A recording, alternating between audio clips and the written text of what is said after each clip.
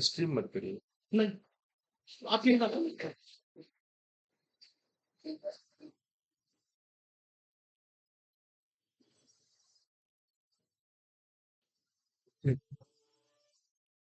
तो थोड़ा सा हम लोग पहले देखते हैं प्रीवियस क्लासेस में हमने क्या क्या कर रखा है ना? क्योंकि जो thermodynamics is about to end, है ना?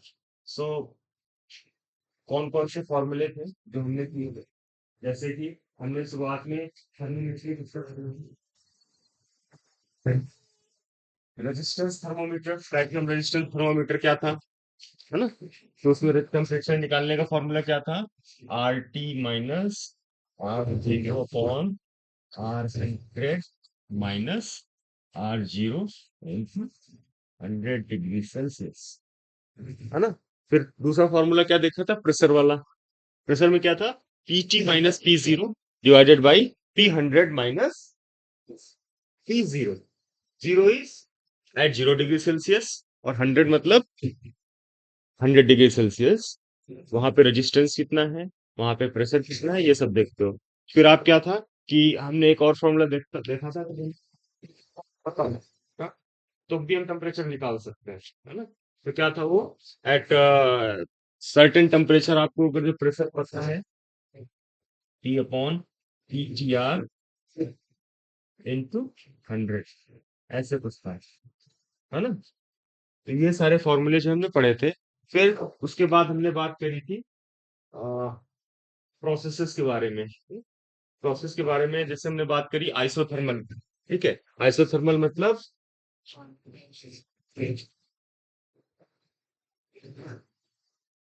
अगर हम इसकी बात करें, वो स्टीवी ग्राफ है ना? तो temperature is constant, volume is increasing, so this is isothermal, ठीक है? आइसोथर्मल का वर्क डन कितना था?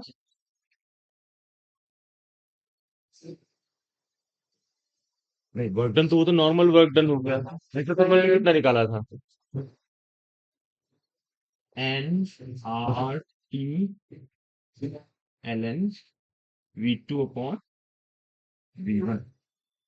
नोट करते जाओ इसको, है ना? एक एक तुम्हारे जो है फॉर्मूला वाला चीज तैयार हो जाएगा, ठीक है? तो पहले तो रेजिस्टेंस वाला जो था वो तुम लोगों ने लिख भी रखा होगा ना, पूरी क्लास लिख के रखी है। तो ये वाले फॉर्मूले तो मैं कराए भी थे वहां पे, डिराइव भी किया है यार, ठीक है? कि मान लो एक पूरा स्केल मान लो, है ना? हाँ, आ जाओ। ठीक है? ये सर चेयर इधर उधर कैसे हो गई थी? सफाई करेंगे। हाँ, हाँ। तो वो क्या करता है, सफाई करने वाला अपने हिसाब से कर देता है। शेख हमको ना हटाओ, करने नहीं, सफाई नहीं होने की। नहीं, हाँ,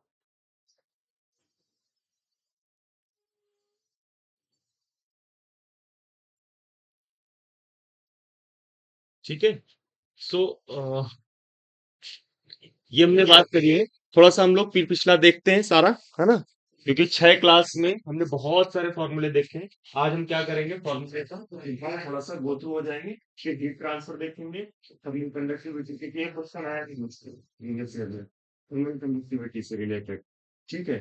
मतलब आपने क्या किया, दो रॉड को ऐसे जोड़ दिया, जंक्शन पे टेम्परेचर क्या होगा वो निकालना है, ठीक है? तो उसको निकालने के लिए you have to read thermal conductivity problems, ठीक है?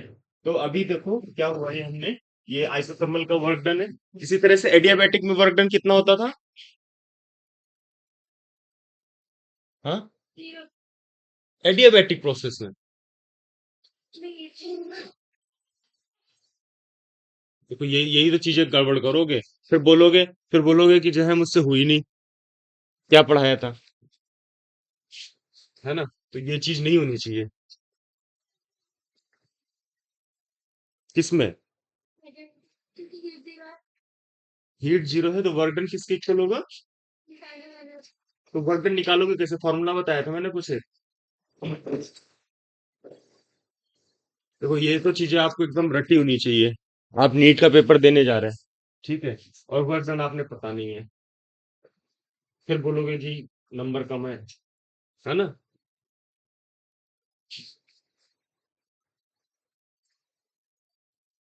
ये याद नहीं आया?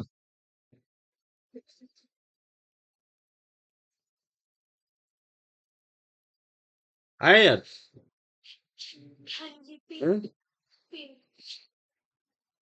इसको लिखो, इसको मतलब ये थोड़ा सा तुम लोग खुद लिखो, इसकी सबके उस पास एक फॉर्मूले की सीख होनी चाहिए, खुद से बनाई हुई। कोई दूसरा बना के देगा तो इट्स नॉट गुड, मैं तो बना के दे दूंगा लेकिन समझ में भी तो आनी चाहिए।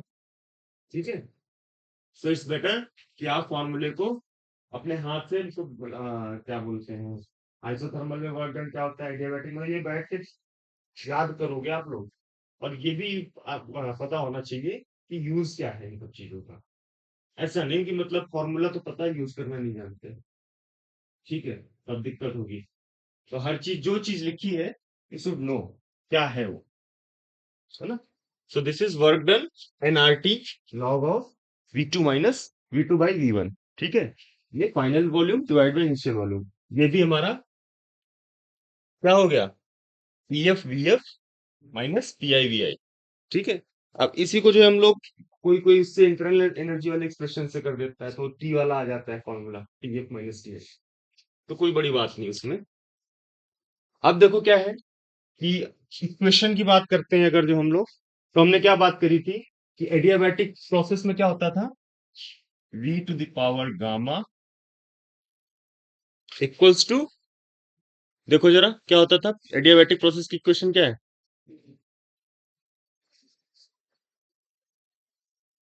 अब मान लो तुमसे बोला जाए एक गैस है, उसको आइसोथर्मली एक्सपेंड किया, वहां तक वॉल्यूम गया, फिर उसके बाद हमने एडियाबैटिक एक्सपेंड कर दिया। तो जो है दोनों चीजों का formula you must know, isothermal expansion में क्या होगा और एडियाबैटिक एक्सपेंशन में क्या होगा। ठीक है, तो ये फॉर्मूले आपको पता होने चाहिए। फॉर्मूले इज वेरी एसेंशियल। नीट में फॉर्मूला बेस्ड क्वेश्चन ही आता है, घुमाता नहीं है बहुत। ठीक है, इवन मेंस, मेंस में भी नहीं घुमाते हैं। घुमाने का होता है तो एडवांस में घुमाते हैं, है ना। IIT जी जो एडवांस होता है उसमें घुमाते हैं पूरा। ठीक है, तो देखो अभी हमने क्या बात करी थी, हमने बात करी थी कि भाई थोड़ा सा हम लोग फॉर्मूला देख लेते हैं जो हमने पढ़े थे अभी तक। तो ये आइसोथर्मल का वर्क डन, ये एडियाबैटिक का वर्क डन। आइसोथर्मल की इक्वेशन पीवी बराबर आर टी, है ना, P1 V1 इक्वल से P2 V2 रख सकते हो बिकॉज टी इज कांस्टेंट। ठीक है, और एडियाबैटिक में क्या होता है, ठीक है, गामा इज एडियाबैटिक कांस्टेंट। ठीक है, तो ये जो है, इसके बाद हमने बात करी थी, ये तो प्रोसेसेस की बात कर दी थी। फिर हमने बात करा था कि अगर जो हम आई पीवी से, है ना, मतलब अगर जो पी कांस्टेंट है ना, तो वी प्रोपोर्शनल टू टी, है ना, चार्ल्स लॉ। ठीक है, अगर टी कांस्टेंट है ना, T inversely proportional to V, Boyle's law. ठीक है, और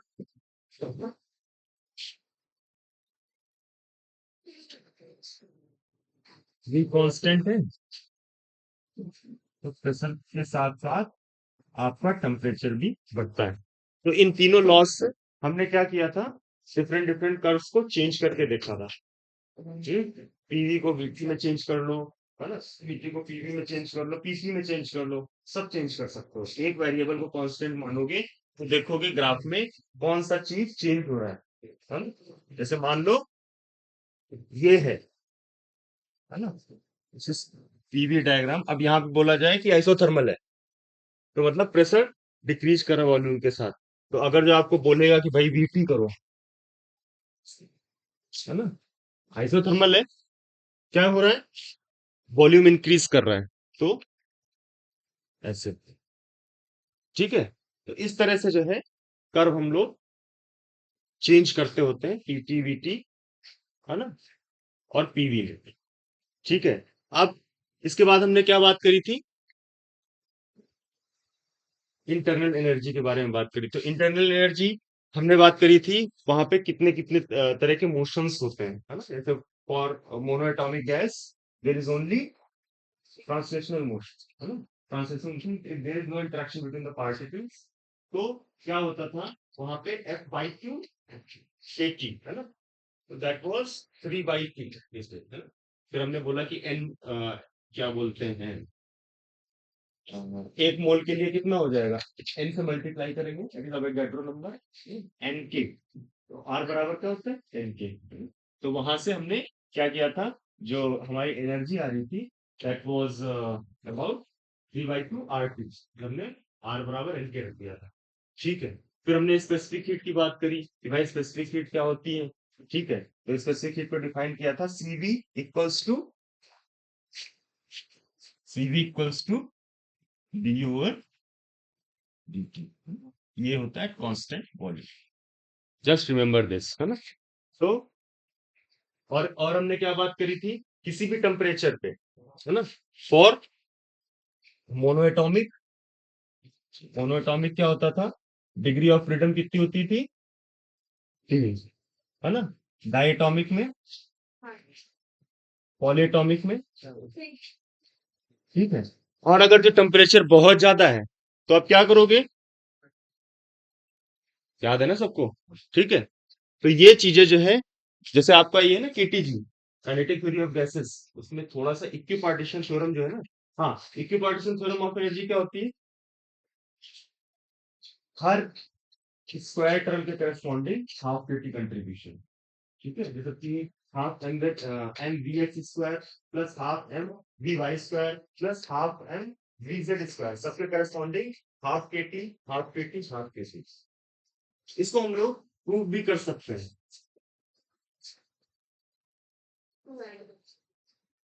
डिग्री ऑफ फ्रीडम में, हाँ, मतलब जैसे वाइब्रेशनल मोड आ जाएंगे।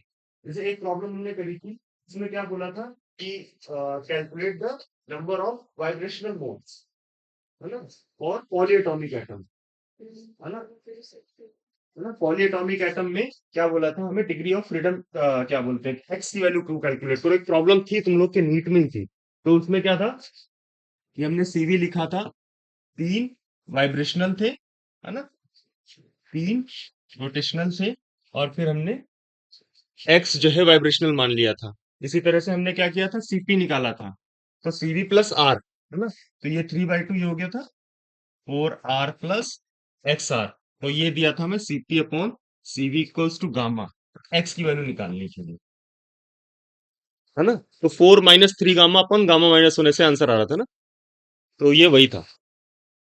ठीक है, जब हमें पता ना हो टेम्परेचर पे, इनको ऐसे तो, अगर जो हाई टेम्परेचर बोलेगा तो तुम 2 लिखोगे। जैसे एक प्रॉब्लम और था जहाँ पे कितनी एनर्जी आई, 35 R आ रही थी, याद आया होगा, है ना।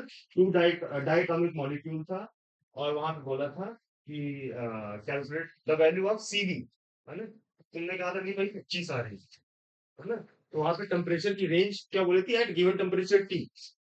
लेकिन वहां पे एक चीज और देखो, वहां पे 25 का आंसर नहीं था, वहां पे केवल 35 था। मान लो ऐसे केस में 35 भी है 25 भी है, तब एनटीओ को दोनों आंसर मान लेते।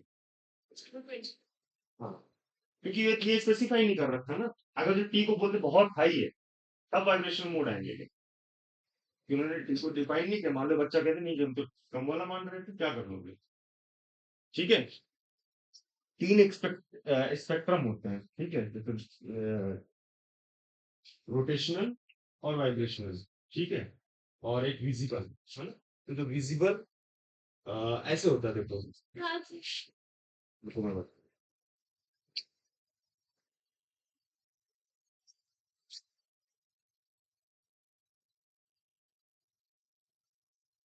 ठीक है, GXUV IMR, ठीक है, दिस इज रोटेशनल, है ना।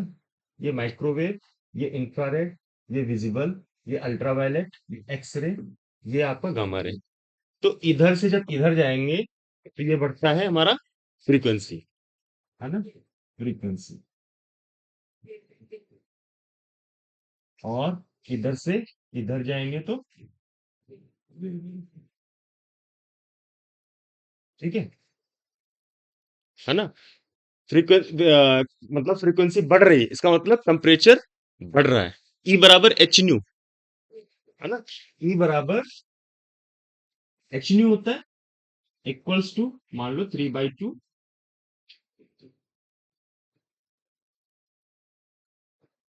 के टी। तो जैसे जैसे फ्रीक्वेंसी बढ़ाओगे, जैसे जैसे आप सिस्टम को हीट दोगे, तो क्या एटम और तेजी से वाइब्रेट करने लगेंगे, ठीक है। और तेजी से वाइब्रेट करेंगे तो क्या होगा, उसकी फ्रीक्वेंसी भी बढ़ेगी।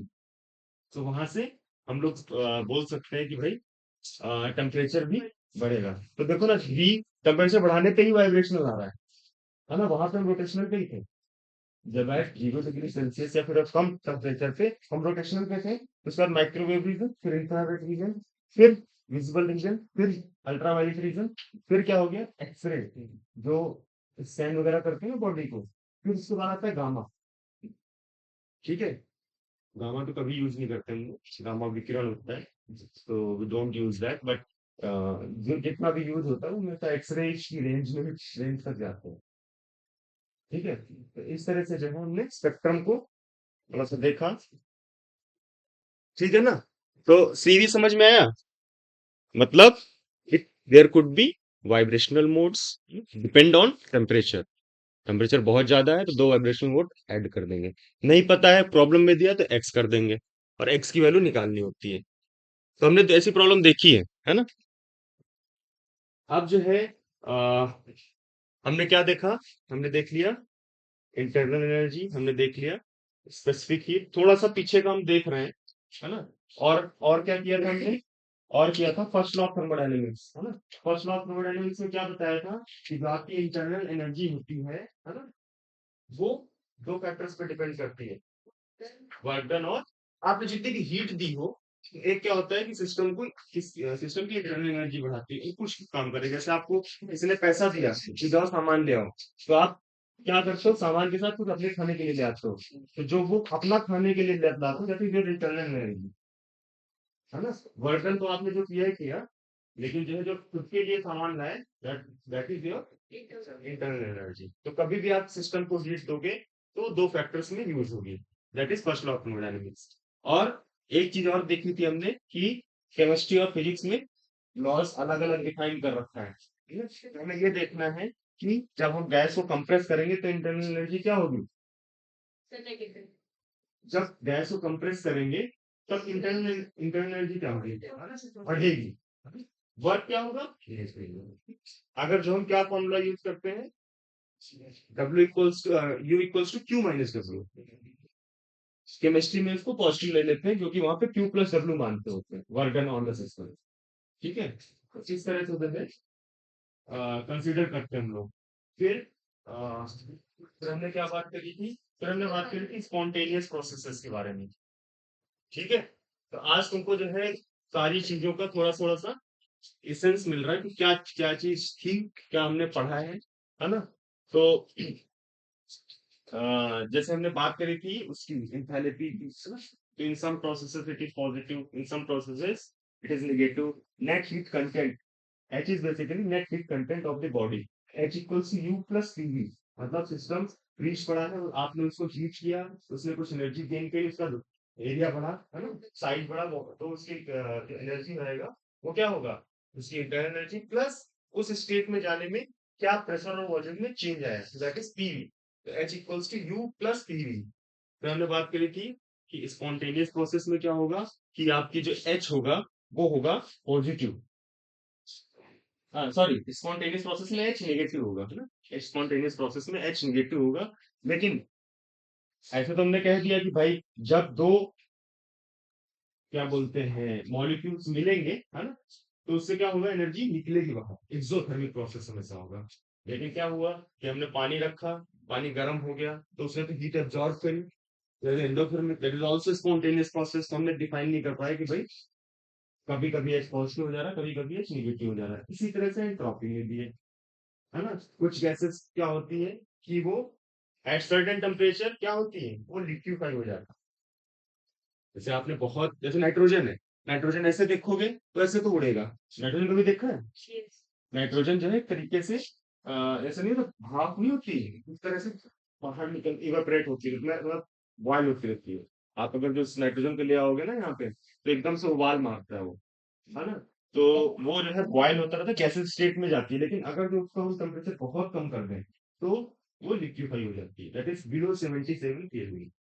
तो क्या हुआ, वो भी एक तरीके से वहां पे एंट्रोपी क्या हो रही, entropy is measurement of disturbance present in the body. तो वहां उस केस में क्या हो रही है, एंट्रोपी कम हो रही है। है ना। और कभी कभी एंट्रोपी जो है, जब ऐसे रख देते तो डेल्टा एस की वैल्यू पॉजिटिव हो जा रही है। तो for spontaneous process S should be delta S should be positive, और non spontaneous it should be negative, है ना। लेकिन कभी कभी क्या होता है, स्पॉन्टेनियस में भी निगेटिव हो जाएगी, तो वहां भी जो है जस्टिफाई नहीं कर पाए कि भाई एस की वैल्यू पॉजिटिव होगी या नेगेटिव होगी। फिर फाइनली एक फंक्शन आया that is called Gibbs free energy. ठीक है, तो गिब्स फ्री एनर्जी वाला फंक्शन आया दैट इज जी, है ना। जी की वैल्यू से हमने डिफाइन किया कि वेदर द प्रोसेस इज, क्या बोलते हैं, स्पॉन्टेनियस और नॉन स्पॉन्टेनियस। ठीक है, तो for spontaneous processes it was always negative, delta G was always negative. फिर हमने तीन केस डिस्कस करे थे। पहला केस क्या था, अगर जो मान लो एस की वैल्यू पॉजिटिव होगी तो एस की वैल्यू भी पॉजिटिव होगी, तब जो है आपका डेल्टा जी की जो ओवरऑल वैल्यू है वो नेगेटिव आएगी। फिर दूसरा केस क्या था कि मान लो एस की क्या बोलते हैं, एस की वैल्यू नेगेटिव है, तो एच की वैल्यू जो है तुम्हारी नेगेटिव हो जाएगी। फिर तीसरा केस तो था ही फिजिबल, जहाँ पे एच की वैल्यू भी नेगेटिव और एस की वैल्यू पॉजिटिव। तो ये सारे केसेस थे जहाँ पे हमने गिब्स फ्री एनर्जी की बात करी थी। ठीक है, अब मान लो आपसे बोल दें गिब्स फ्री एनर्जी निकालो। ठीक है, तो delta G is nothing but, देखो थोड़ा सा,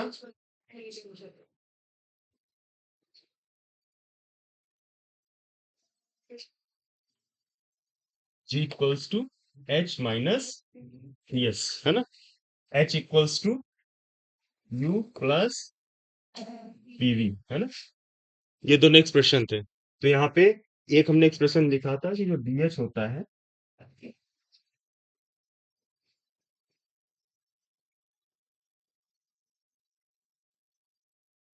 ना। फिर क्या किया था हमने फॉर ये isobaric process, this was zero, और du was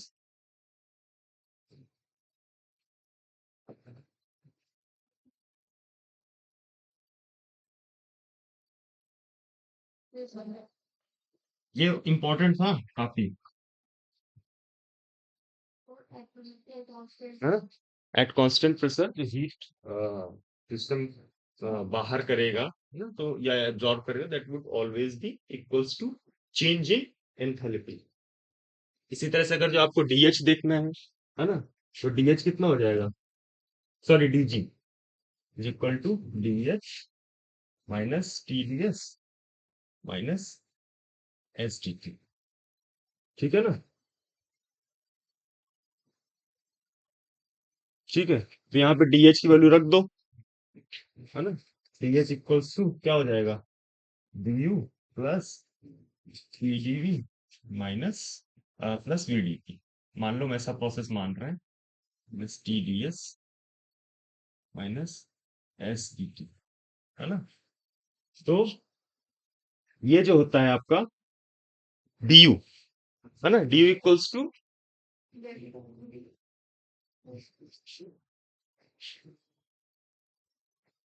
DQ minus PDV, है ना, plus PDV plus VDP minus TDS minus SDT, है ना। तो डीक्यू बराबर क्या था, है ना। नहीं, एक ये देखो ना, एक एंट्रोपी का रिलेशन हमने पढ़ा था। नहीं नहीं भाई,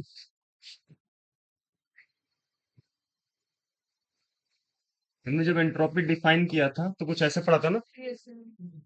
क्या बोला था कि अगर जो इसमें एक ये डिस्कस किया था चेंज इन एंट्रोपी, है ना, कि एक लोअर टेम्परेचर पे अगर जो हमने एक पर्टिकुलर एनर्जी दी और एक हाई टेम्परेचर पर्टिकुलर एनर्जी दी, जैसे मान लो कोई पानी है ना, पानी को आपने 40 डिग्री सेल्सियस पर रखा हुआ है, फिर उसको 10 जूल एनर्जी दी है।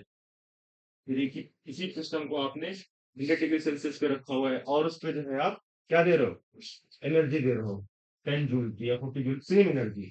तो क्या होगा, चेंज इन एंट्रोपी किसमें ज्यादा होगा, क्यों, सर्किट में हीट ज्यादा होगी, एंट्रोपी कम होगी। देखो क्या है, मैंने बताया था ये चीज।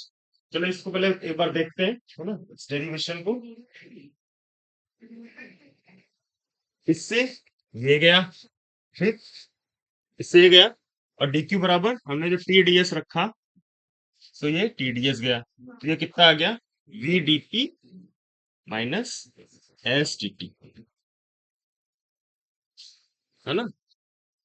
अब यहाँ पे आपको बोले, मान लो कि आपका वॉल्यूम इससे यहां से यहां तक चला गया और टेम्परेचर ये चेंज है, आपको क्या दे दिया, वॉल्यूम दे दिया और एंट्रोपी के डिफाइन कर दिया, तो आप चेंज इन गिव्स फ्री एनर्जी निकाल सकते हो। So this is also important. Eg equals to V DP minus S D T. तुम लोग पढ़ो, मैं आता हूँ 1 मिनट में, ठीक है।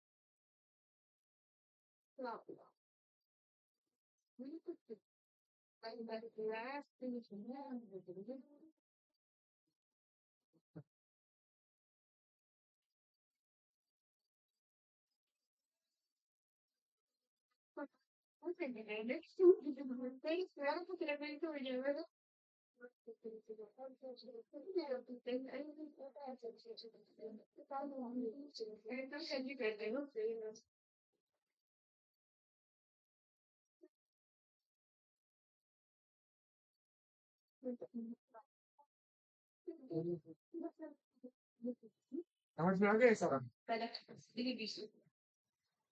ये हो गया। तो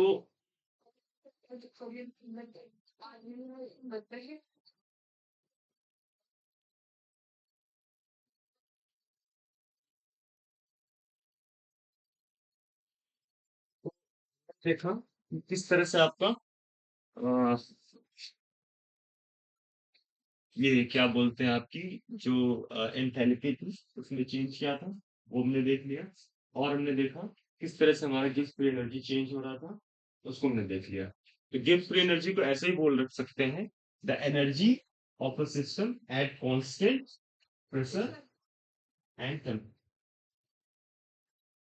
नहीं, at constant volume, sorry sorry, एक second, at constant pressure and temperature, right. क्योंकि देखो आप क्या कर रहे हो, अगर जो इसको देखो, अगर जो ये डीजी देखो, तो DC is what, V DP minus S DT. अब यहां से आपको वी निकालना हो तो क्या करोगे, डीजी ओवर डीपी, है ना, एट कांस्टेंट टेम्परेचर, है ना। दूसरा एक्सप्रेशन क्या होगा, एंट्रोपी माइनस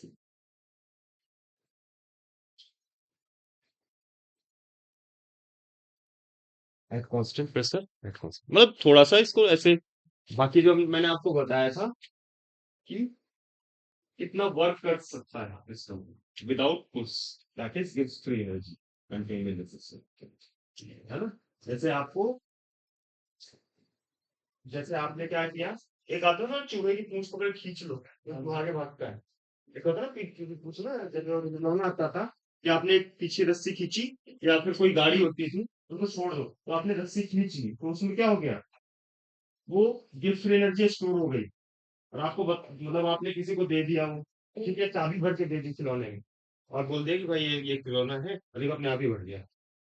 ऑलरेडी आपने उसमें एनर्जी दी है लेकिन सामने वाले को नहीं पता है। तो that is energy content within the system, what we call गिव्स फ्री एनर्जी। ठीक है, ओके।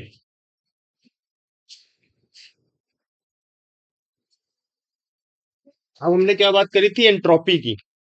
तो एंट्रोपी क्या था, हाँ, डिस्टर्बेंस इन द सिस्टम। कितना डिस्टर्बेंस है, मैग्नीट्यूड ऑफ डिस्टर्बेंस। तो डीएस बराबर कितना था, डी क्यू बाई टी। फिर मैंने बताया था कि आप अगर जो क्या था, डीएस बराबर जी क्यू और टी, है ना। फिर बोला था कि अगर जो की आपका लेट से एक अगर जो 100 डिग्री सेल्सियस पे है सिस्टम और वही सिस्टम जो है 30 डिग्री सेल्सियस पे है, ठीक है। और एक केस में आपने यहाँ पे डेल्टा क्यू दिया 30 कैलोरी, और इसको भी डेल्टा क्यू दिया 30 कैलोरी। तो अब तुम ये बताओ किसकी जो है एंट्रोपी में चेंज ज्यादा आएगा।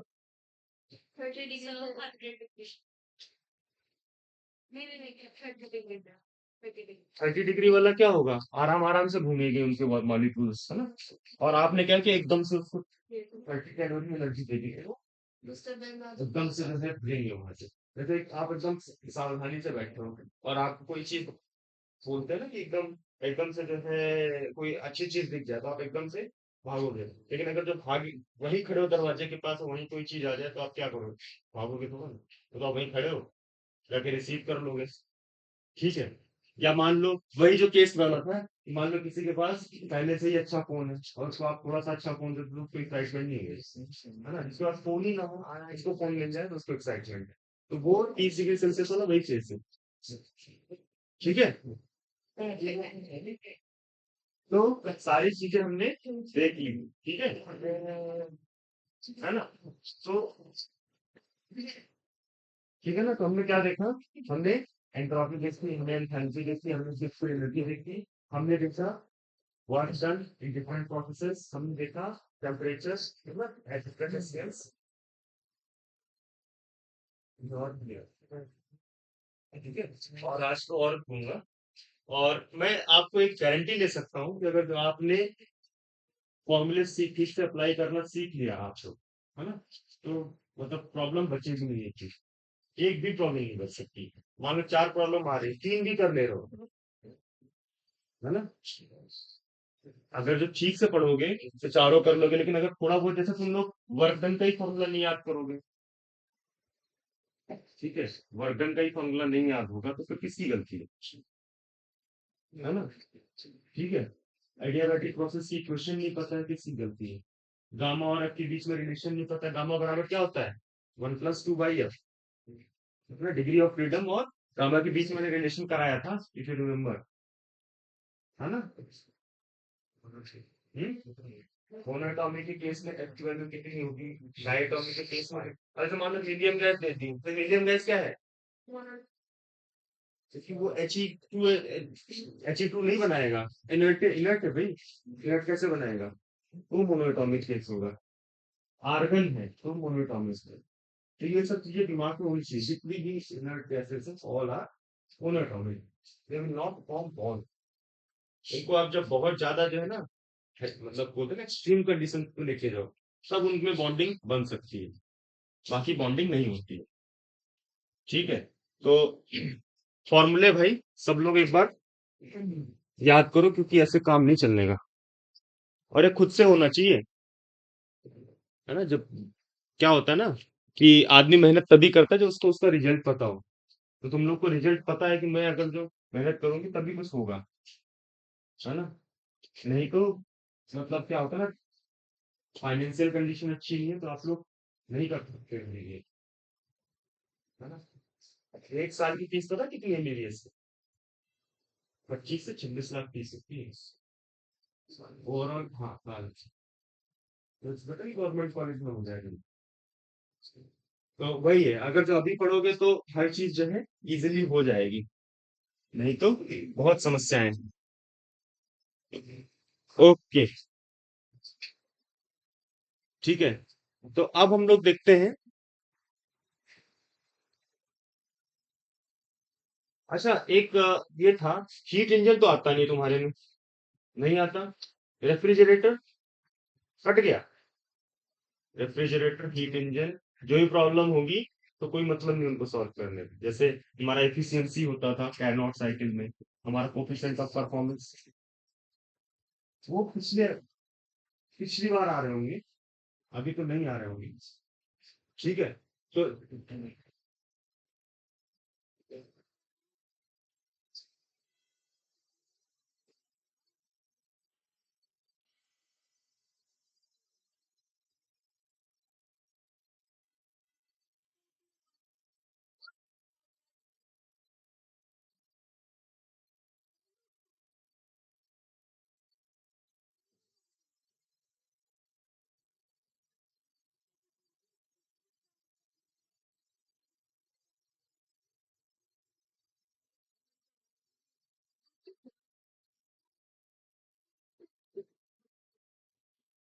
इफिशियंसी का मतलब ये होता है कि जैसे मान लो आपने 1 लीटर गाड़ी में पेट्रोल डलवाया, ठीक है। आपके पास गाड़ी है बस पल्सर, ठीक है। तो वो कितना देगा?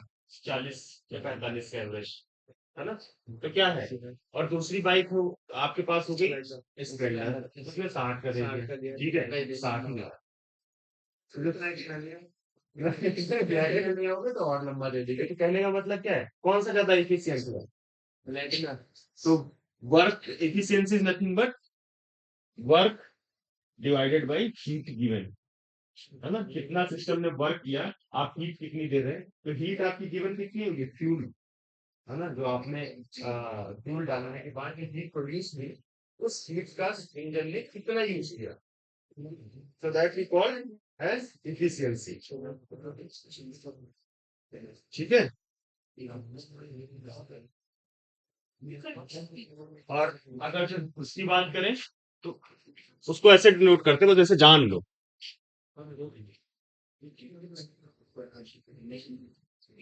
ईटा is nothing but work output divided by heat given to the system। ठीक है, बस ये नोट कर लो। हीट आउटपुट क्या होगा, सॉरी, वर्क वर्क आउटपुट क्या होगा, है ना। मतलब कितना हीट उसने लिया, है ना, और कितना हीट उसने एग्जिट किया। हीट ये एब्जॉर्ब करी, और इतनी हीट का एक्सचेंज होने के बाद उसने वर्क किया। So efficiency is nothing but 1 - Q2 Q1।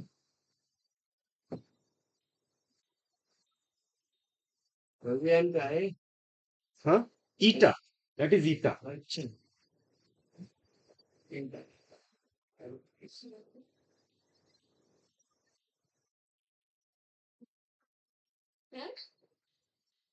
जो इंजन होता है वो हीट लेता है ना, सोर्स से, और टैंक से हीट देता है, ठीक है ना। मतलब प्योर हीट लेता है, Q2 में हीट जो है देता है।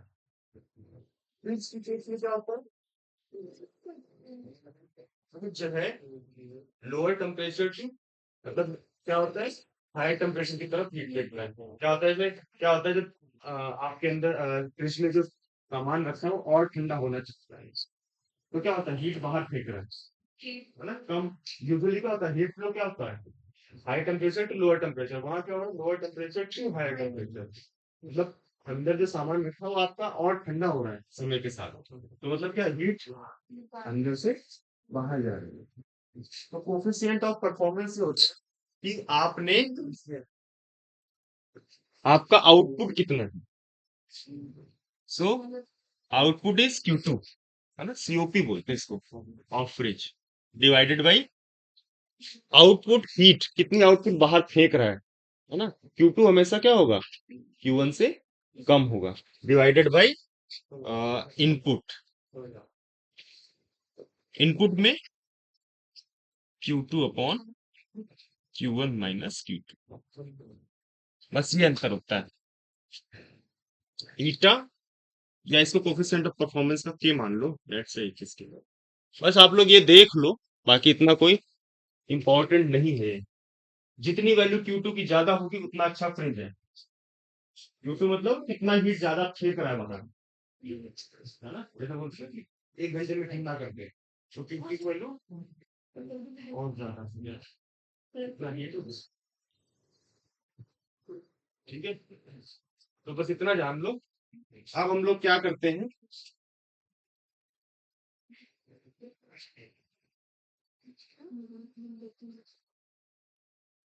देखो हीट ट्रांसफर की 3 प्रोसेसेस हैं, है ना, कंडक्शन, कन्वेक्शन और रेडिएशन, ठीक है। पहले इसको नोट करो फिर बताते हैं आपको।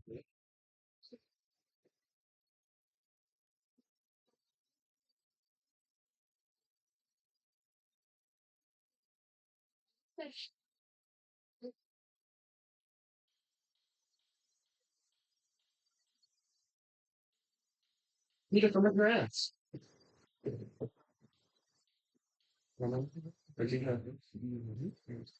तो थोड़ा सा ना फॉर्मूले, ऐसा कुछ कठिन नहीं है, थोड़ा सा फॉर्मूले आप देखो, और इसे कोई प्रॉब्लम नहीं, तो सेगमेंट में तोड़ने की कोशिश करो, और प्रॉब्लम को इमेजिन करो कि what is happening with in the problem.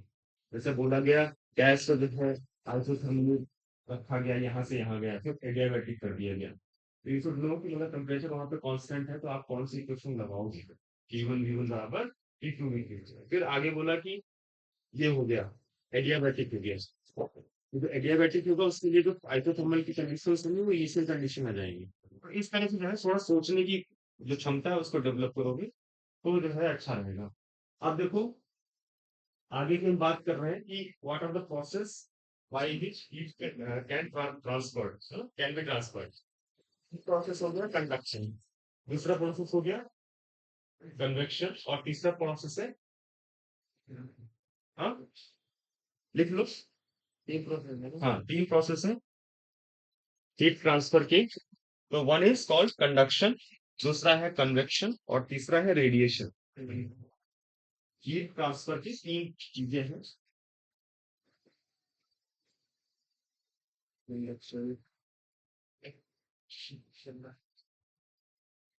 Conduction, convection और रेडिएशन, ठीक है, कंडक्शन, कन्वेक्शन और रेडिएशन। तो कंडक्शन प्रोसेस क्या होता है, समझ रहे हो? जैसे मेटल है, मेटल का आपने एक टुकड़ा ले लिया, ठीक है, मेटल का एक टुकड़ा लिया, मान लो आधा मीटर लंबा, ठीक है, और इसको जो है क्या किया आपने, हीट पे रख दिया, तो क्या हो, कुछ समय के बाद आपको हीट हाथ में भी लगने लगेगी। तो क्या होता है कि जो एंड होता है वहां पे मॉलिक्यूल्स सबसे ज्यादा काइनेटिक एनर्जी होती है, फिर वो क्या करते हैं, काइनेटिक एनर्जी को ट्रांसफर करते हैं आगे वाले में, ठीक है। तो जब काइनेटिक एनर्जी ट्रांसफर हो रही है, काइनेटिक एनर्जी क्या है, हाँ KT या 3/2 KT, है ना, और मोनोटॉमिक एटम्स, या मतलब काइनेटिक एनर्जी एक तरीके से ये मान लो कि इज प्रोपोर्शनल टू टेम्परेचर, ठीक है। आपने क्या किया, एक मेटल की शीट यहाँ पे आपने क्या किया, गर्म कर दिया इसको, ठीक है। जब गर्म किया तो यहाँ पे आपका टेम्परेचर है T1, यहाँ पे T2, तो क्या हुआ, यहाँ के एटम ने वाइब्रेट करना स्टार्ट किया। सो it gained kinetic energy और it started vibrating with a certain frequency. अब इसने क्या किया, इसने जो इसके आगे मॉलिक्यूल रखा इसको हीट एनर्जी दी, तो वो भी वाइब्रेट करने लगा। ठीक है, फिर इसने क्या किया, इसने आगे दिया, तो इस तरह से चेन में जो है एटम्स एक दूसरे को एनर्जी ट्रांसफर कर रहे हैं, और एनर्जी ट्रांसफर की वजह से उनमें वाइब्रेशनल मोशन सेट हो रहे हैं। मतलब ना हीट आएगा तो रोटेशनल, वाइब्रेशनल, ट्रांसलेशनल तीनों आ जाएंगे, है ना। अगर आप, हाँ, क्या कह रहे हैं, पानी में वो है कन्वेक्शन, मतलब मॉलिक्यूल्स, इसको बोलते हैं कन्वेक्शन, चालन, संवहन, क्या होता है विकिरण ऐसे। फिर वो जो कन्वेक्शन है इसको बोलते हैं संवहन शायद इंग्लिश में। ठीक है, देख लेना आप।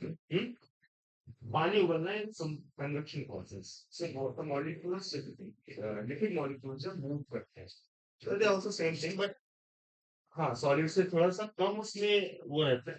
ठीक है, बट हम हमारे जो क्या बोलते हैं जो सिलेबस है वो बेसिकली रेडिएशन और इस पे बेस्ड है, क्या बोलते हैं कंडक्शन में। ठीक है, रेडिएशन अभी थर्मोडायनेमिक्स में नहीं है, जब केटीजी में आएगा देन यू विल सी, है ना। कंडक्शन प्रोसेस है केटीजी में, रेडिएशन प्रोसेस है उसमें केटीजी में, kinetic theory of gases, Planck, है ना, प्लैंक्स लॉ, है ना, Planck theory of radiation, Wien's law, कि हाँ एग्जैक्टली। ठीक है, जब भी एनर्जी बढ़ेगी तो टेम्परेचर बढ़ेगा, वो भी सी बात। अब देखो क्या है कि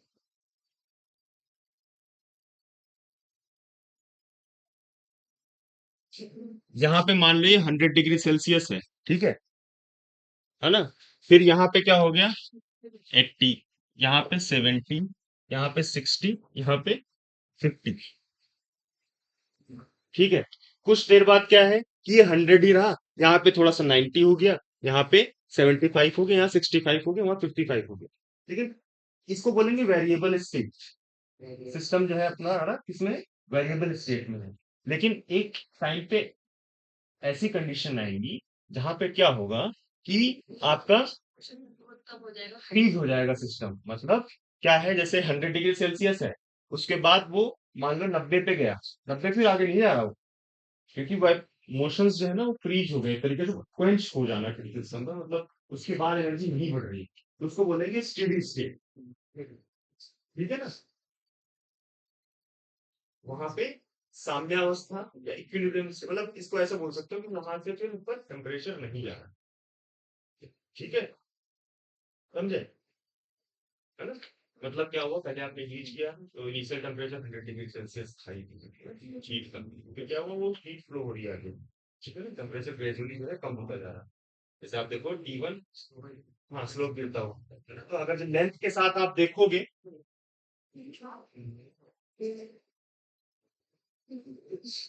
लेंथ के साथ जो टेम्परेचर होगा क्या होगा, वो ऐसे, है ना, ये टेम्परेचर। सर पूरे रोड सेम टेम्परेचर पे क्या नहीं? हम्म, डिपेंड करता है इसकी लेंथ पे, अगर तो बहुत कम लेंथ है, अब जैसे हीट ग्रेडियंट भी होता है टेम्परेचर के साथ साथ, कभी भी मतलब अगर बहुत लंबी रॉड ले ली आपने, तब वो जो पीछे वाली इस पे इफेक्ट आएगा, या तो फिर वहाँ टेम्परेचर बढ़ा होगा, या तो वहाँ 100 से 200 कर दो, तब वो हो सकता है पीछे तक 100 हो, है ना। क्योंकि एक पर्टिकुलर क्या बोलते हैं, एक होता है मीन फ्री पाथ, जब हम लोग केटीजी पढ़ेंगे तब बताएंगे लेंथ। हाँ, लेंथ बढ़ नहीं रही, लेंथ हमने माना है कि उस लेंथ तक टेम्परेचर का इफेक्ट क्या है। जैसे मान लो ये आपने यहाँ पे मान लिया, ये आपकी 100 सेंटीमीटर की रॉड है, तो ये 0 सेंटीमीटर और ये 100 सेंटीमीटर, यहाँ पे 100 डिग्री सेल्सियस था, यहाँ पे मान लो 55 डिग्री सेल्सियस। तो this is basically how the temperature is varying with respect to length. ये बहुत कम हो जाए तो ये मान लो इसी जगह इतने पे ही खत्म हो जाए, तो ऑब्वियस सी बात है, देखो कितना कम चेंज हो जाएगा, 100 से 99 वो नेग्लिजिबल है। तो जब टेम्परेचर तब वहां पे स्टेबल रहेगा जब आप साइड गॉड को कुछ ही कर, ठीक है। हाँ नहीं, हीट ट्रांसफर क्वेश्चन बच रहे हैं, फिर हम ओवरऑल क्वेश्चन करें। आज 2 घंटे की क्लास है, तो विल कंप्लीट इट। ठीक है, सर मैं जानता हूँ। मत जाओ, पढ़ दो, सर 10 मिनट आना था। कोई बात नहीं, बोल दो। ठीक है, तो जो हीट होती है, हीट जो ट्रांसफर हो रही है, वो किस किस फैक्टर पे डिपेंड कर रही है? हाँ, टेम्परेचर डिफरेंस। दूसरा, इनवर्सली प्रोपोर्शनल टू लेंथ। ठीक है, डायरेक्टली प्रोपोर्शनल टू एरिया। ठीक है, and directly proportional to time. ठीक है, so heat depends on these factors. Heat depends on temperature difference, heat depends on the length. जितना length ज्यादा होगा उतनी हीट कम ट्रांसफर होगी, लेंथ के साथ साथ हीट जो है कम होती जाएगी। वही तो दिखा था वहां पे, ऐसे आ रहा था कब, वही। उसके बाद एरिया बड़ा होगा तो हीट जो है एरिया के प्रोपोर्शनल होगी, पहले एरिया में डिस्ट्रीब्यूट होगी यूनिफॉर्मली। ठीक है, और ये टाइम पे डिपेंड कर रहा है, हीट, है ना।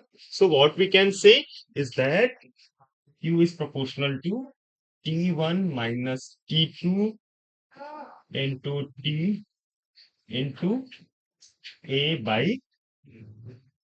N। तो अगर जो यहाँ पे आप प्रोपोर्शनलिटी हटाते हो तो क्या हो जाएगा? के ए T1 minus T2 multiplied by T by L। ठीक है, ठीक है, हाँ नोट करो इसको, इसको नोट कर लो।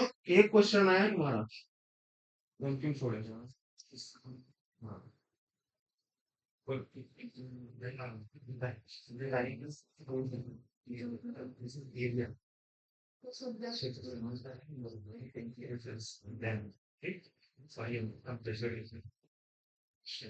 ये समझ में आ गया? ठीक है, तो अब एक चीज देखो, करंट क्या होता है? Current is what? Flow of electrons, है ना, क्यू बाई टी, है ना। तो करंट इज क्या? Charge upon time. और क्यू क्या होता है आपका? नंबर ऑफ इलेक्ट्रॉन्स कितने हैं, क्यू बराबर एन ई, है ना। नंबर कितने नंबर ऑफ इलेक्ट्रॉन्स हैं। ठीक है, तो अब यहाँ पे देखो, अगर जो हम इसको बोलते हैं करंट, अगर जो इसको हम क्यू और टी कर दें तो इसको क्या बोलेंगे? Heat current, heat current. so this is nothing but equal to H। ठीक है, so H is what? K A T1 minus T2 by N। ठीक, ठीक है ना।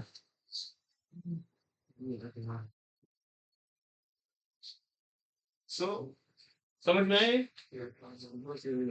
एकदम आगे समझ में नहीं है? क्या वो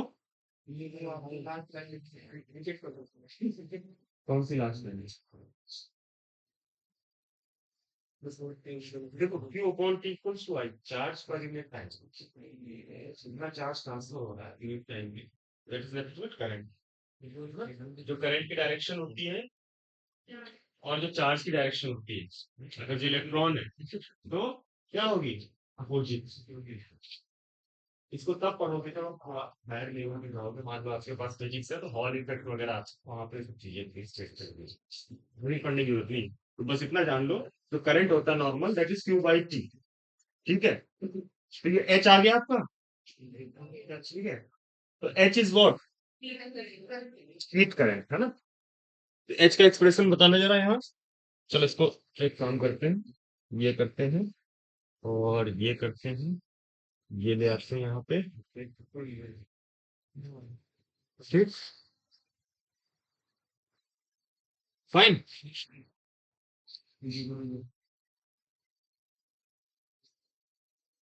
V इक्वल्स टू क्या होता है?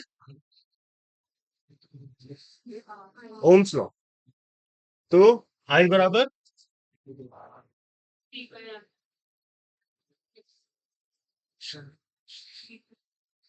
तो यहां से अगर जो कंपेयर करोगे तो V is what? Potential difference, है ना? कोई अगर जो आपने ये बैटरी लगाई किसी सर्किट के अराउंड, है ना, तो let's say this is plus minus, और ये है ना 5 वोल्ट, ठीक है? तो इसमें जब करंट फ्लो होता है तो you what you write, I equals to 5 volt upon R, जो भी हो।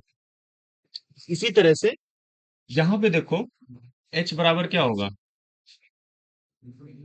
Delta T, temperature difference. Heat किसकी वजह से है? टेम्परेचर डिफरेंस के लिए, ठीक है, डिवाइडेड बाई आर, है ना? रेजिस्टेंस कितना हो गया?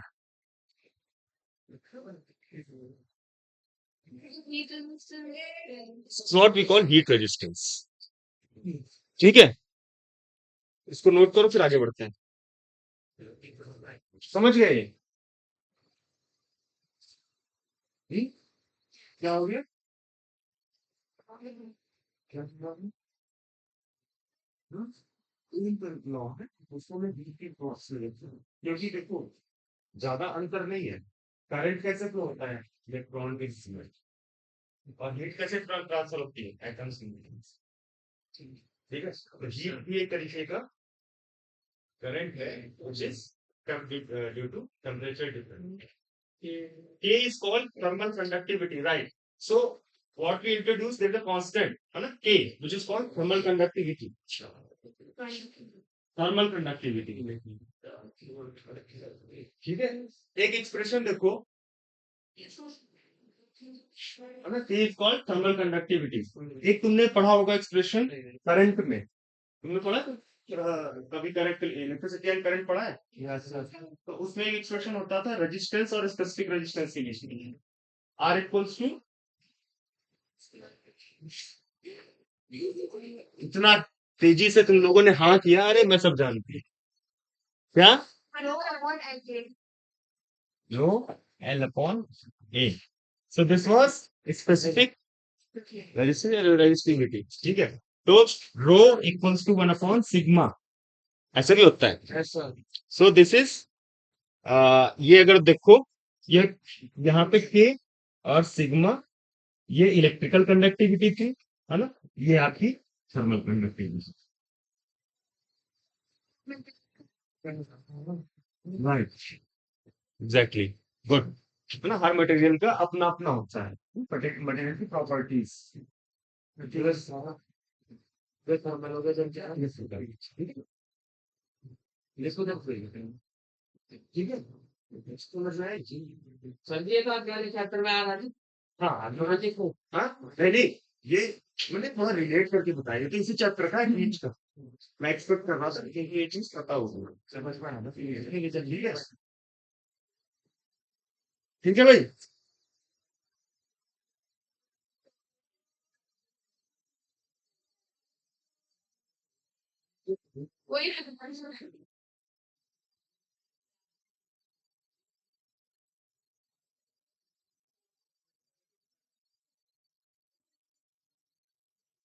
ऑल राइट,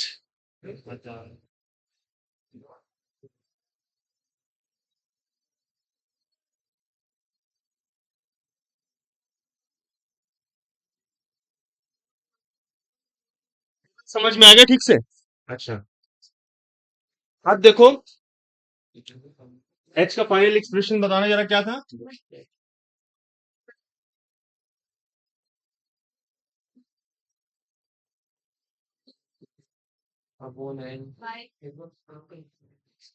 एक तुमको मैं प्रॉब्लम सीट भेज रहा हूँ, देखो उसमें, हाँ अभी, हाँ अभी भेज रहा हूँ तुमको। देख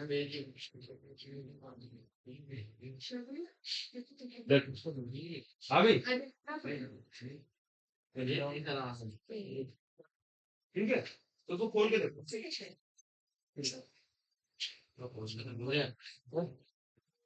क्या जुड़ गई क्या तू खुद से? सर जी आम फल बताना है तो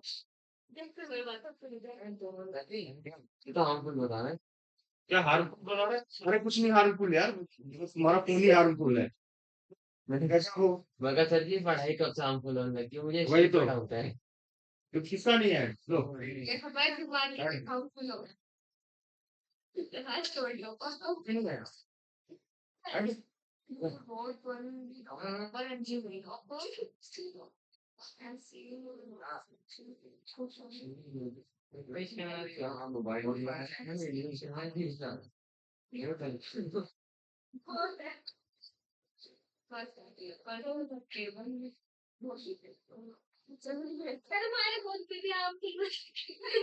अरे हार्मफुल नहीं, उसके कौन बताओ। अब तो ये जो होकर कॉपी करता है सर जी कौन सा क्वेश्चन है पहला क्वेश्चन देखो। तो रोज फिर से देखिए। सर जी पहला तो पूरा दिखा रहा है हाँ वही, अरे मतलब क्वेश्चंस का वो मत देखो, पहले पेज पे पहला क्वेश्चन देखो। सर जी तो ठीक है, पहले पेज पे पहला क्वेश्चन क्या है?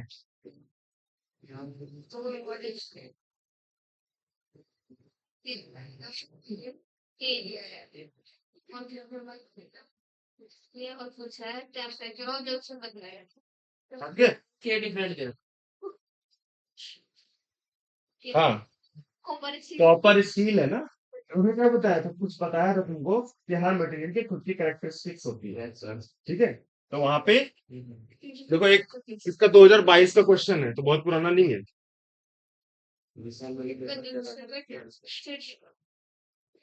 मतलब क्या बोला है?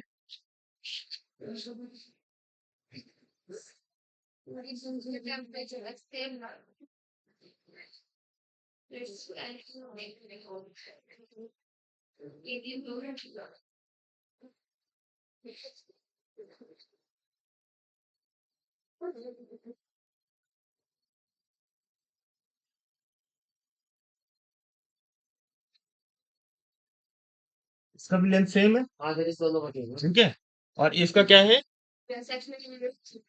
सेक्शनल एरिया सेम है, और एंड जो है एक 100 पे रखा हुआ है। कर लोगे, है ना?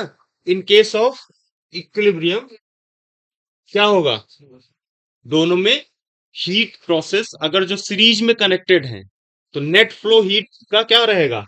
H1 इसके थ्रू और H2 इसके थ्रू क्या रहेगी? इन केस ऑफ इक्विलिब्रियम क्या होगा? दोनों बराबर हो जाएंगे।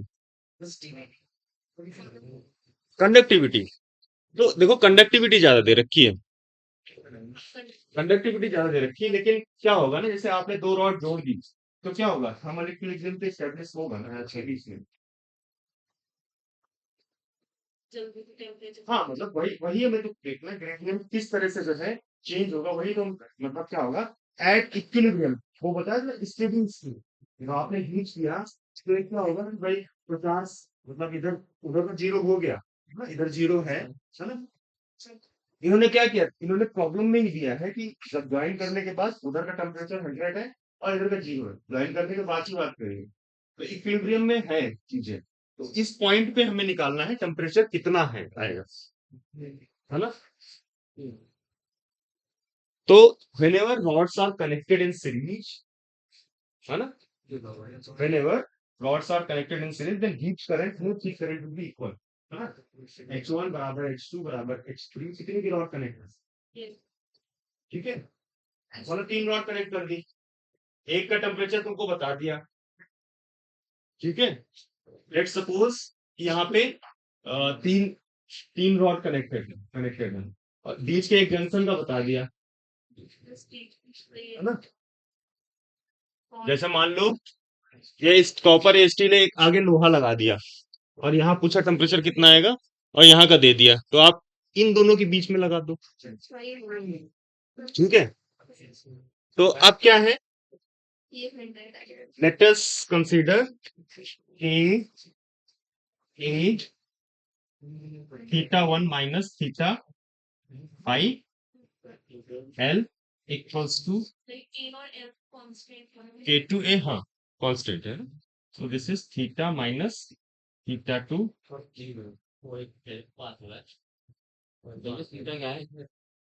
टेम्परेचर। अरे तुम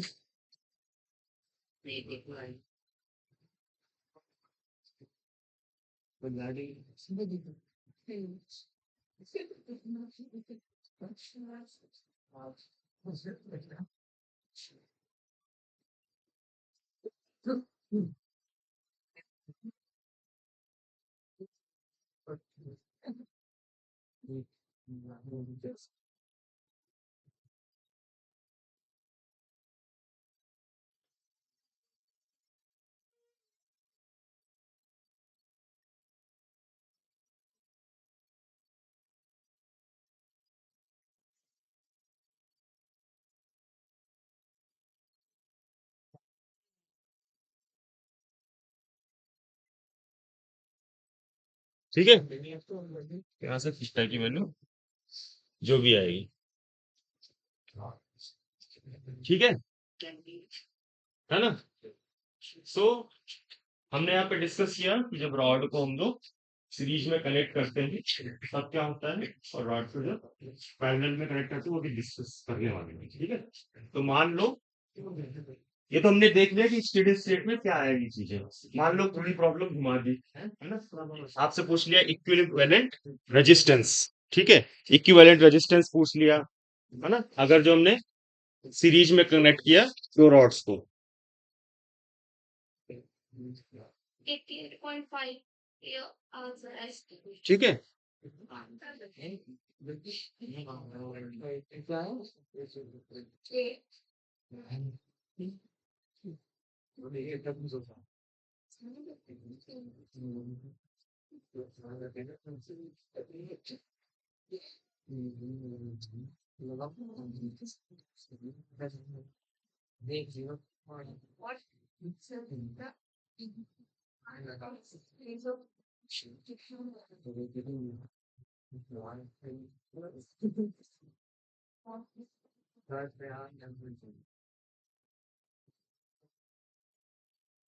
ठीक है, अगर जो दो रॉड है,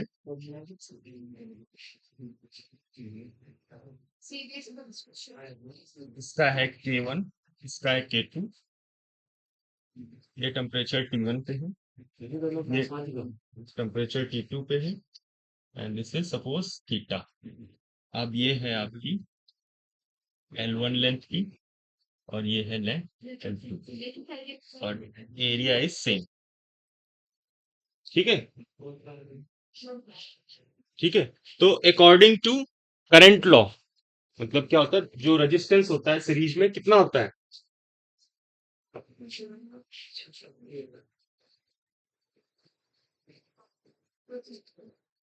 ठीक है, ठीक है, तो यहाँ पे क्या होगा, H1 इस रॉड के through, so that is delta E upon resistance R1 इस क्या होगा, L1 अपॉन K1A, है ना। ठीक है, इसी तरह से H2 कितना हो जाएगा,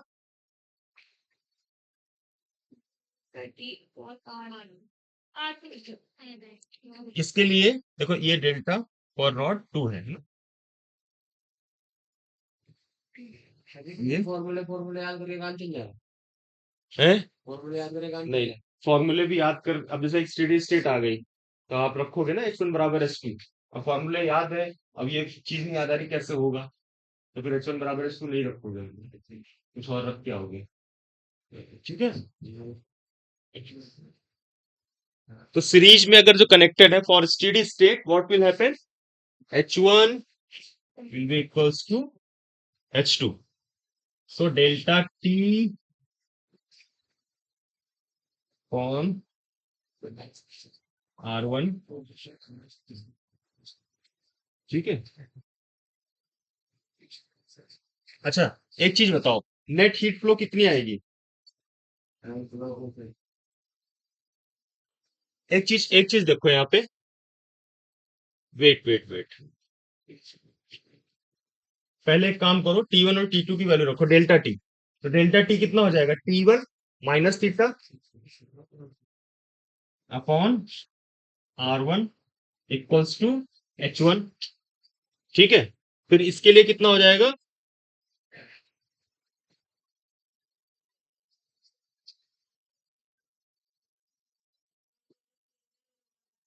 ठीक है, तो ये हो गया H1 R1 plus H2 R2, इधर लेके गया, फिर इसको जोड़ रहे हैं, तो ये हो गया T1 minus theta plus theta minus T2, ये गया T1 minus T2 equals to H1 R1 plus H2 R2, ठीक है ना?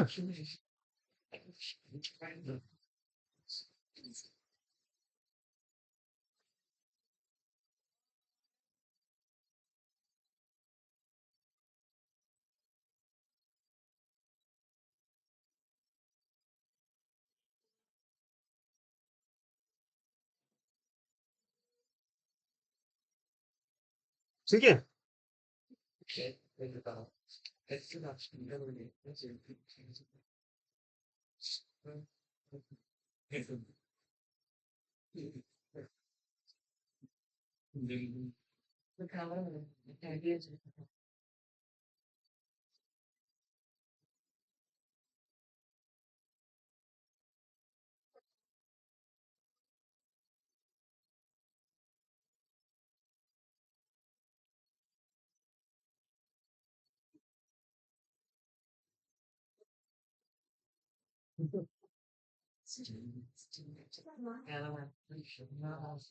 ठीक है। देखो, जब रॉड सीरीज में कनेक्टेड है, एक के बाद दूसरी, तो हमने वहां क्या बात करी थी? H1 बराबर, है ना? क्योंकि क्या होगा, नेट स्टेडी स्टेट में क्या होगा, जितना इधर ट्रांसफर होगा इसमें, उतनी इधर ही उधर उधर भी ट्रांसफर होगी हीट। तो H1 बराबर H2, तो यहाँ पे T1 minus T2 equals to HR1 plus R2, इसको नीचे ले आओ, है ना? तो ये कितना हो जाएगा? T1 minus T2 upon H equals to R1 plus R2, तो ये कितना हो जाएगा? R फाइनल या R रिजल्टेंट, है ना? तो यहाँ पे लिखा हुआ है, ये इधर ले आएंगे, ये इधर गया, तो ये कितना हो जाएगा? T1 minus T2 by H, T1 minus T2 by H is nothing but ये R रिजल्टेंट, ठीक है, समझे? है कि नहीं? तो सीरीज में रेजिस्टेंस क्या होता है? अगर हम थर्मल मतलब कंडक्टर की बात करें, तो उसमें थर्मल रेजिस्टेंस कितना होता है? आर बराबर R1 प्लस R2, सीरीज में किससे भी कनेक्ट करते जाओ, R1 plus R2 plus R3 plus R4, इस तरह से, ठीक है। तो यहाँ पे अगर जो आप एक्सप्रेशन में ये रखोगे,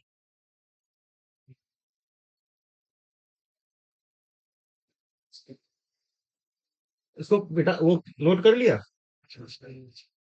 कर लो।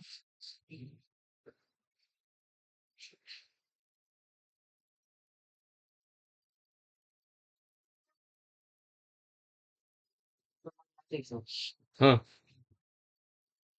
क्या हुआ? परेशानी? अरे कोई बात नहीं, कहाँ पे? वहां से ही है? अच्छा, ठीक है, वो देखा होगा तुमने। महाराष्ट्र से कितने लोग हैं? एक, दो, तीन, चार, क्यों, क्या किया? तो लड़के आए हुए समझ में आया?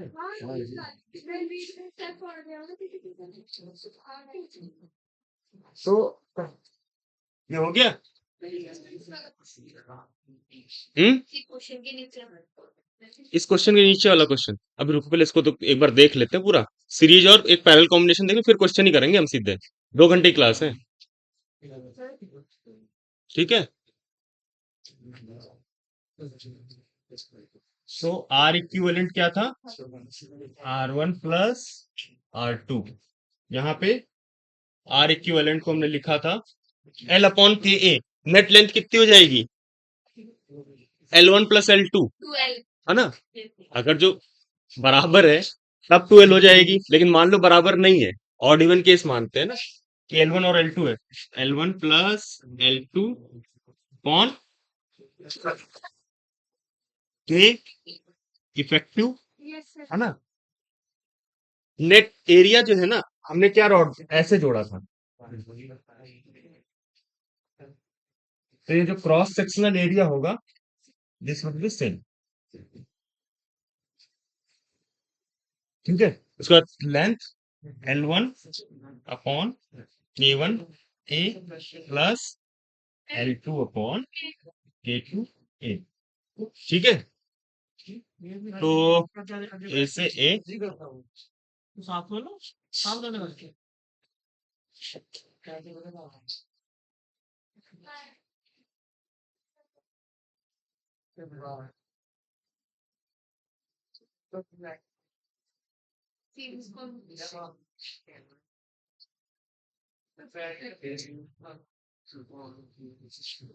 ठीक है ना। तो वेरी टू वाई फिल्म यही है, ठीक है।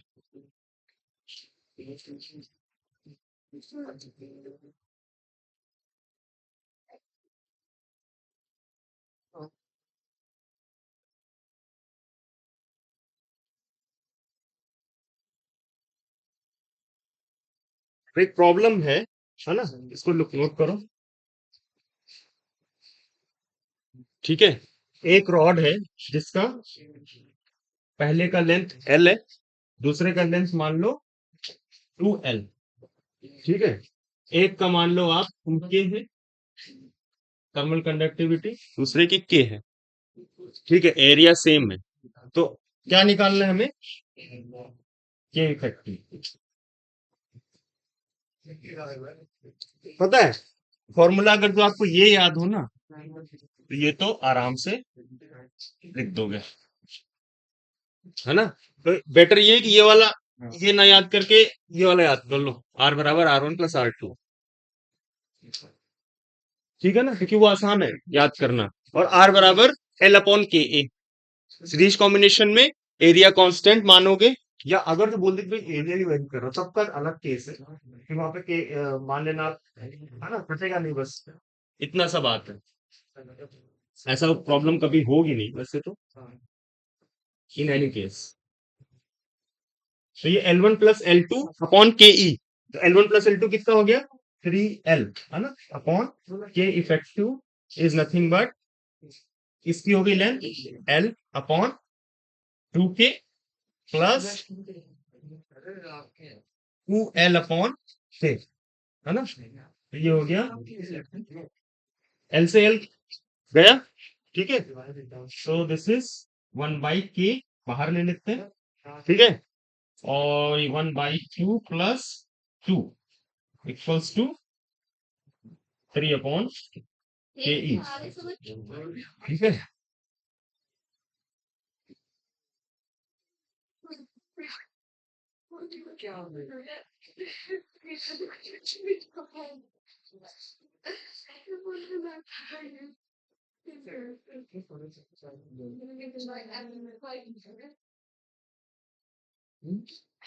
ठीक है, के equals to 2K upon 5 into 3, ठीक है। तो के अपॉन 2K अपॉन 15, इस तरह की प्रॉब्लम आ सकती है जब वो पूछा गया है, तो ऐसा भी तो पूछा जा सकता है, ठीक है। बाकी जंक्शन टेम्परेचर का भी है डन, ठीक है, जंक्शन टेम्परेचर का हमने निकाल लिया है। देखो इफेक्टिव हमें क्या पता चल गया, यही करते के इफेक्टिव पता चल गया है। अब यहाँ से हम क्या वो निकाल सकते हैं, आर इफेक्टिव कितना होगा। हैं सर समझिए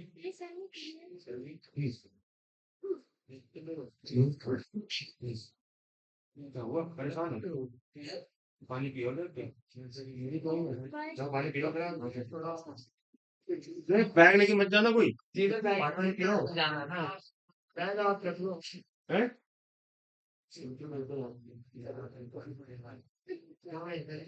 कोई देखो कैलकुलेशन गलती हो तो देख लेना, ठीक है ना, कैलकुलेशन उल्टा सीधा हो सकता है, समझ गया, सही है।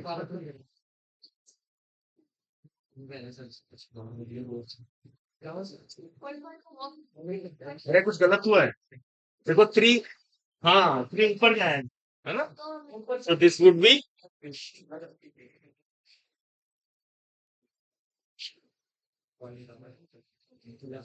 है कि नहीं, बिल्कुल सही है। यहाँ से आर इफेक्टिव निकालना है,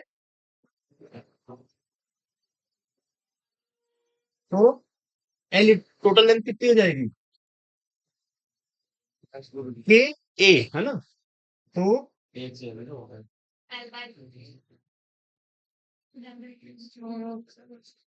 के ए 6 के अपॉन 5 इंटू एरिया, ठीक है, एरिया दिया, हाँ जाओ, हाँ? इस तरह से कर सकते हो आप, बैठो, कहाँ जा रहे हैं, इंटरनेट है क्या, नहीं सर क्लास में मिलेगा क्या, मैंने पढ़ा हुआ है। मेरे पास सर जी मेरे पास सर जी झूठ बोली कल सिलेबस आ गया सर जी कदम दे बेटा अच्छा करो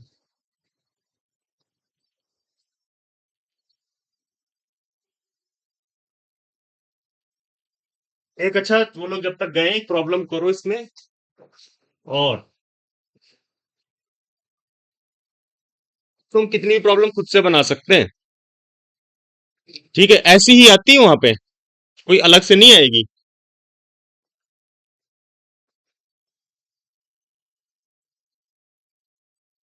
यहाँ मान लो 3K है, यहाँ 2K है, ठीक है, और ये मान लो आपकी लेंथ एल हो गई, ये भी लेंथ एल है, हमें थीटा निकालना है, ये 100 है, ठीक है, 100 डिग्री सेल्सियस, और ये हो गया 0 डिग्री सेल्सियस, ठीक है, और ये रॉड जो है ना आपकी स्क्वायर शेप में, कंसीडर इट एट स्क्वायर, है ना, स्क्वायर शेप मतलब इस तरह से, है ना, देखो इस तरह से रॉड है, मतलब इसको ऐसे कंसीडर करो, है